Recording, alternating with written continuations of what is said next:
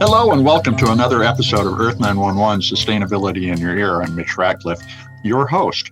We're here back with another innovator interview, and this time we're talking with Ashley Meeky, who is a youth ambassador at the Foundation for Climate Restoration and also a student at Vanderbilt University.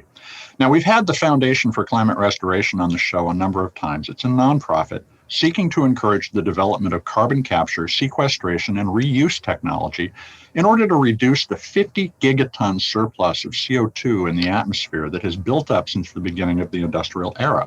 So how fast is CO2 rising? Well, we all talked during the COVID pandemic about how much CO2 emissions had declined. But between February 2020 and February 2021, the Mauna Loa Atmospheric Monitoring Site actually reported a 2.5 parts per million increase in CO2 in the atmosphere year over year. Now, only 45 years ago, the CO2 level was at 330 parts per million. Today, it's at 416.75 parts per million. Even if we stop emitting greenhouse gases, that vast store of CO2 that we've put there is going to continue to warm the planet for centuries. And the Foundation for Climate Restoration is seeking to encourage the development of technologies to remove that. So Ashley's working to tell that story to young people and to older people representing youth globally. Ashley, welcome to the show. How are you today?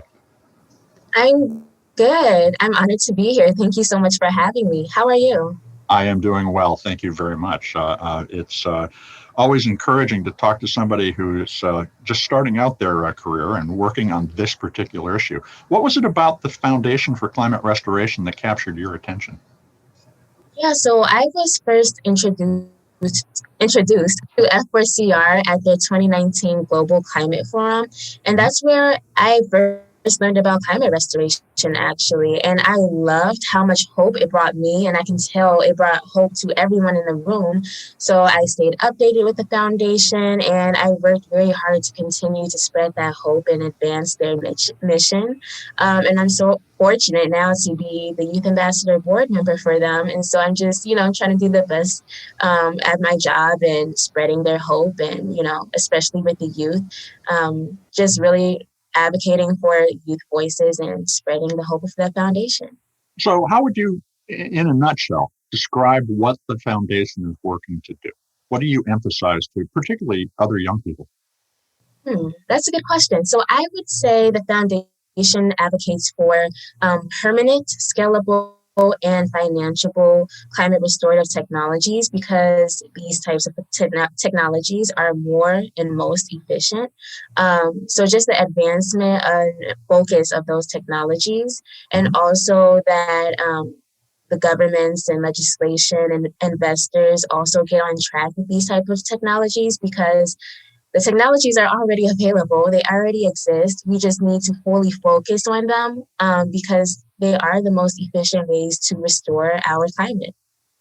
Well, now you're a youth ambassador, and there was a 12-week program that's available for any young person to join and participate in.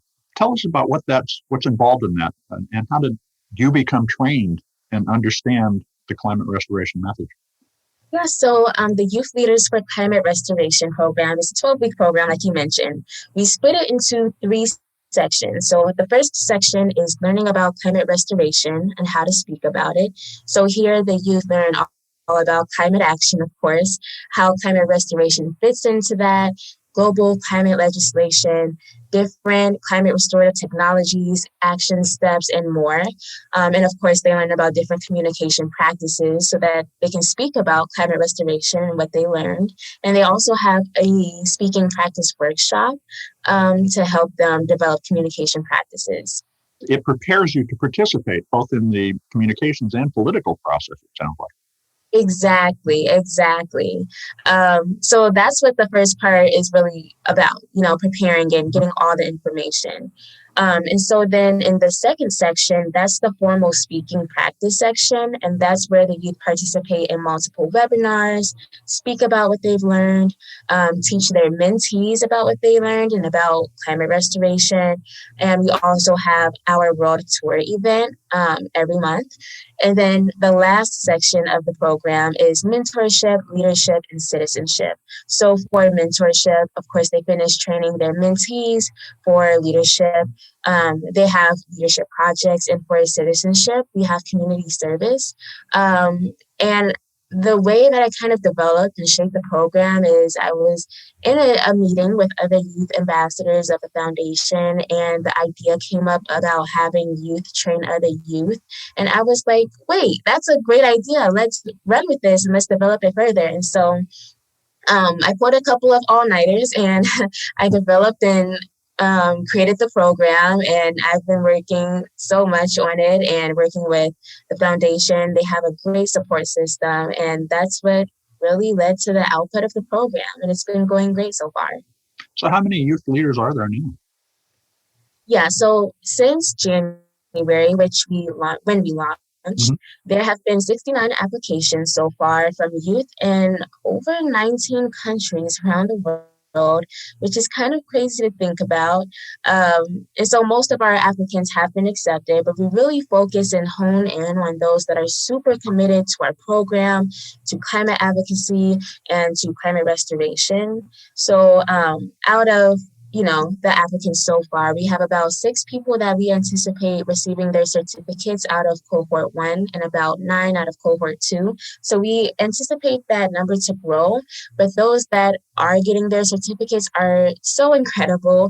They have so much passion. They're devoted to climate restoration, and they have so much to say, and we're just excited about promoting their voices and making their voices heard. Now, you use your own Instagram site, beautyandbrains.org, as well as a business that you started in high school, apparently, Hair Chronicles by Ashley, to tell some of this story. Tell us about what you do. How do you communicate this story? What are the key points that you're trying to hit home on? Yeah, so I would say I primarily promote climate awareness and climate restoration through the program and through our program platforms, Mhm. because I do a lot of the social media work there too, with Catherine, another one of our youth ambassadors. Um, and I would say Beauty and Brains is more so focused on Black women empowerment. So on their platforms, I create a lot of content catered toward, the encouragement and motivation Mhm. of Black women. And then with my hair business, I have a lot of content catered toward just providing cost-efficient services to natural hair women in my community. So I would say most of my climate advocacy is through the program and through those social medias, but I have so many passions that I'm working on at the same time. But yeah. Well, that's really something that you can take care of all those things on a daily basis. I kind of know how it feels doing what I do at Earth911, but the one of the features of younger generations is a confidence that business is really a part of the solution to this problem. Do you see entrepreneurial solutions as one of the keys to beginning to restore the climate? Yeah, definitely. I've learned that in developing and creating a program, I really had to tap into my business side and really um, advance my marketing and networking and all of these different branches of business within creating the program. And so I've also seen so many more entrepreneurial and business stories like mine that have led to the development of these youth programs. And so in that aspect, the business is really involved in the development of youth and climate advocacy and these programs that really amplify youth voices. And on a larger scale, businesses are used for all of these climate restorative technologies. There's a multi-trillion dollar profit for businesses that are invested in climate restorative technologies as well. So there's so many win-win-wins in this situation. Businesses can gain economically, the earth can gain naturally, and be restored to a healthier state. And then humans can benefit by just adopting a more sustainable lifestyle and then living in a more habitable earth. So let me ask a couple of questions about just the perception of youth today, because I think a lot of our listeners simply need to hear more of this. How do you see climate change shaping the way that what work you're going to do in your life and how you're going to shape a family, or whether or not you're even going to have children? My own kids are questioning whether or not they want to bring children into this world. You sound very hopeful. Tell us how the generation is feeling in your opinion. Yeah, I think what people may not understand is how much climate change really affects a person's life, especially for the younger generation. It affects where I may choose to live when I grow up. I can't Mm-hmm. live in specific places because it may be affected by climate change and natural disasters and whether or not the land is habitable. So I have to consider that when I grow up. I may not get to fulfill my passion for exploring the Earth's beauty due to climate change and, the fact that the Earth is kind of suffering. And I definitely know it affects whether or not people want to bring children into a world because honestly, the world is suffering and we're in the midst of inhabitable conditions. So it really just affects, the future of especially the younger generations and how we go about life and what work we choose to do, where we choose to live, if we want to bring a family into this state that the earth is in. It affects a lot. And I don't think people really realize that. So do you see progress or do you see more barriers rising as you participate in the advocacy for this idea? I see progress, honestly. Just within the past 5 years, I've seen a drastic shift in the conversation around climate change. I think prior to, it was very pessimistic, very kind of like helpless, and it was a very negative um, conversation around climate change. Mm-hmm. But ever since then, like especially after I went to the 2019 Global Climate Forum, I was exposed to the hope that climate restoration has brought and the different technologies and strategies. And since then, the strategies have become more and more prominent, and because of that, it spread more and more hope. So I think there's so much progress in the fact that, we now have hope. We have a way out of this climate crisis. And also the youth have really been stepping up. We no longer take no for an answer. We demand those empowered to take action and hold them accountable. And because of our determination, there can only be progress because we're working for it every day. We're holding those accountable and we're fighting for it. So I think there's definitely been major progress, not only in the attitude and the conversation around climate change, but also in the advocacy and, holding people accountable and making sure that we're not only talking about restoring our earth, but we're taking action along with it. That's really encouraging to hear now. So this fall in Glasgow, Scotland, there's going to be the UN's COP26 meeting. And how do you see the Foundation for Climate Restoration and the Youth Ambassador Program having influence at that event? Are you preparing to present a position? Are you going to be advocating for particular ideas as folks come together to talk about the world's next set of goals for preventing climate change? Yeah, I think the foundation's main goal with COP26 is just making sure that climate restoration is primarily talked about. Mm-hmm. We can have this conversation about the climate crisis and we can talk about how much of an emergency it is, but we really need to have a focus on restoring our earth and doing something about it. So I think that's really where the focus for the foundation is, and the focus of the youth program is just one, spreading awareness about climate restoration, because once people hear that there's a way to restore the climate, of course we're going to go all in and want to focus on restoring our climate if that's an option. So just really making sure that that's a primary topic, and COP26 is a big goal of ours, and spreading that awareness and, taking more action steps that's aligned with climate restoration. Now, a lot of carbon capture technology is of course, technological, a solution that some people respond to negatively simply because it seems to reinforce what got us here, more capitalism and profit for profit's sake. Now, what other strategies, in addition to carbon capture, do you advocate for, such as planting trees? Obviously, we all need to reduce our emissions, but what are you doing? What else should we be thinking about in addition to carbon capture technology? Yeah, I think also what people don't realize is that there's a combination of different strategies. A Mhm. lot of focus is on, the carbon capture, the synthetic limestone, Blue Planet, and these are great, efficient strategies that are permanent, scalable, and financeable. But another one of my favorite strategies is with marine permaculture and with kelp forest, for instance. Kelp grows so fast, I realized. It grows up to, I think, 2 feet per day. So that means it sequesters more carbon at a faster rate. So it has that scalable component. It's permanent because once that kelp, through photosynthesis, sequesters that carbon, when the kelp dies off, it sinks to the bottom of the ocean. And that's how that carbon is held there permanently in the bottom of the ocean. So it has that permanent component as well.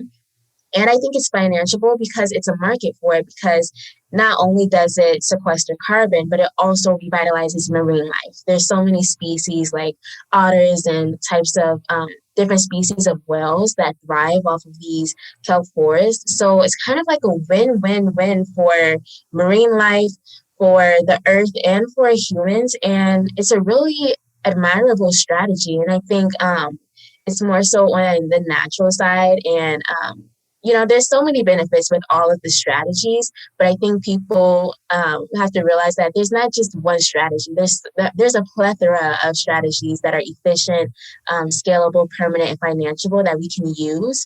And so, yeah, that's just like another fun one. That's one of my favorites. A few minutes ago, you mentioned that you questioned whether or not you'd be able to explore the world because, of course, travel is a CO2 emitting behavior. What kind of practices do you adopt in your life to reduce your CO2 impact?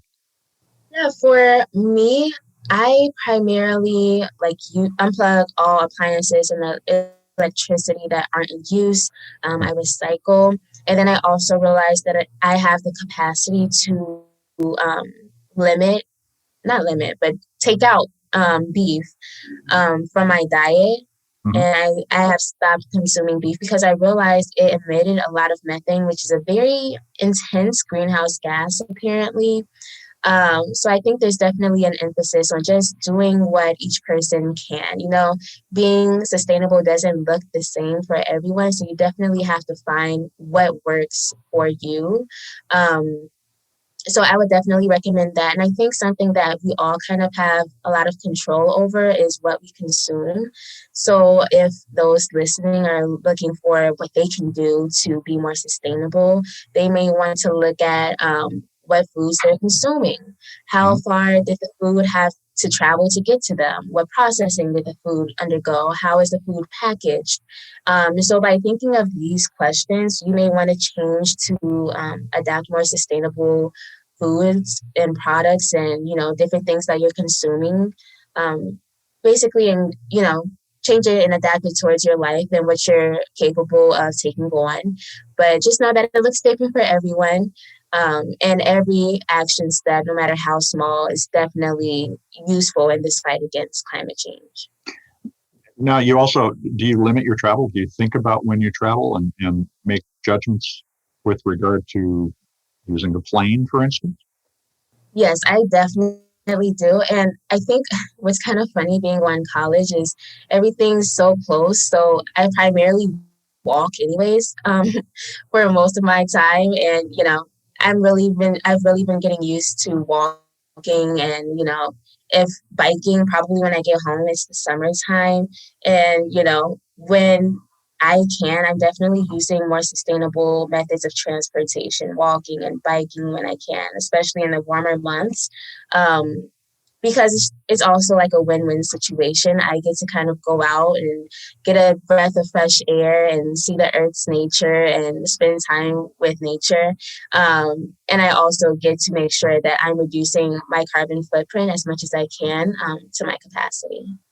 So you're in school now. What are your plans after graduation? Will you be working in a career that's focused on climate restoration?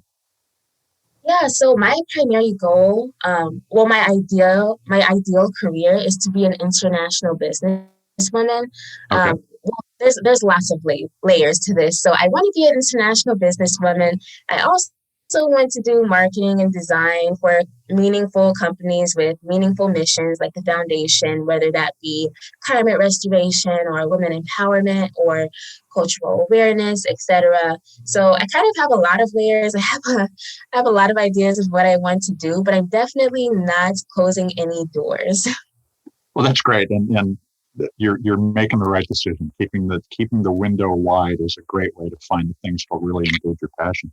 So, tell us how young people can get involved with the Foundation for Climate Restoration programs. Yeah, so youth activists can apply to our Youth Leaders for Climate Restoration program through the FRCR website at the Foundation for Climate Restoration.org. Applications open every 5 weeks throughout the year, so it's a consistent opening. If you keep updated with us, there will be openings for you to apply. The next round of applications for cohort 4 of our program starts April 25th and closes on May 8th. However, if the deadline passes for that, again, stay updated with us. There will be another application round opening every 5 weeks. You can also stay updated with the program on our social media platforms, the Foundation's social media platforms, to see more of our amazing youth. We also have our monthly World Tour series where we talk about climate action in different countries. So definitely stay updated with that and come hear some fun facts and passionate youth leaders speak about important topics and issues. Our first event featured Liberia, which was super cool. And though we haven't decided on the country for our second World Tour, we will be having that event on May 1st. So you can definitely watch out for that. You don't want to miss out. And while you wait, or even if May 1st has passed, you can watch the World Tour event on our YouTube channel. We're going to upload all of our events so you can experience, again, more of our amazing youth. Well, we'll be watching, and thank you very much, Ashley, for joining and talking with us today. Well, thank you so much for having me. I'm so honored. This was a great time. Well, we appreciate it. Folks, that was Ashley Meeky. She is the Youth Ambassador at the Foundation for Climate Restoration, also a student at Vanderbilt University. We will continue to track the foundation. Climate restoration is a major passion for all of us at Earth911. You can, of course, keep track of what they're doing at foundationforclimaterestoration.org. That's all one long word, foundationforclimaterestoration.org. Check it out. We encourage you to support the organization as well with a donation, as we have. This is Mitch Ratcliffe. I'm with Earth911. You probably knew that because you're all dialed in. But we will be back with another innovator interview soon. In the meantime, take care of yourself, take care of one another, and let's all take care of this planet that we live on. Have a green day.